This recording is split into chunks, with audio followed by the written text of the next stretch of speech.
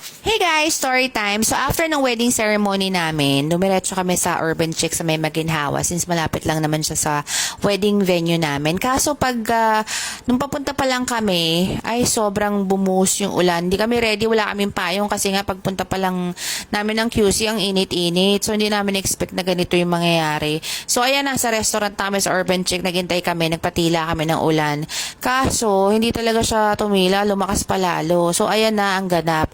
Pumasok na yung baha sa loob ng restaurant. So, yung mga kumakain dyan, wala na, tumayo na lang. Tapos, sinara na nung owner yung restaurant. Dapat nga may private room kami dyan. Tapos may kasamang video. Kaya kaso, wala na rin. Nabaha na rin yung private room namin. So, wala. Nag-decide na lang kami na ituloy pa rin. Kasi nga nabayaran na namin yung down payment. So, ayun. Nag-dine-in pa rin kami dyan kahit na bumabaha na. Tapos, ayan, na-stuck na lang kami sa loob. Nagpatila na lang kami ng ulan tsaka ng baha. Yung photo booth na nirenta namin, na-cancel na rin dahil na-stranded na rin sila. So, ang daming daga sa labas, sobrang lalaki.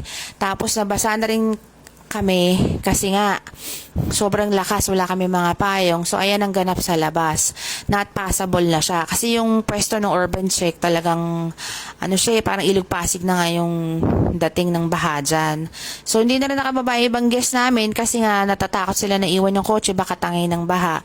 So naghintay na lang kami hanggang sa tumila yung ulan, pero kudos sa may-ari ng Urban Chick tsaka sa staff, sobrang babait nila, binigyan nila kami ng discount. Tapos yan yung isang guest namin, naglakad na siya sa baha na walang sapatos, maka-attend lang, o 'di ba? So, pero kudos sa Urban Chick, sobrang accommodating at saka talagang babait ng staff. Ayan yung mga guest ko na natira, na na-stuck din sa restaurant. Salamat! Kasi kahit na umulan, talagang nandiyan kayo. Ayun lang guys, yun yung Jet to Holiday Wedding Edition.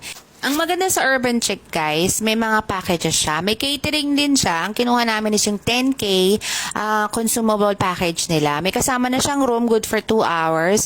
Walang corkage yung photo booth tsaka cake. So, maganda yung package niya. Tapos, kailangan mong mag-down payment of 50% before the event. Kudos talaga sa staff, pati sa owner. Sobrang, kahit na binahana, tapos ganyan yung nangyari. Sobrang bait nung owner tsaka nung mga staff. So, wala akong masabi. Yun lang, talagang nag-enjoy din kami. Jet to Holiday Wedding Edition. Yun lang guys.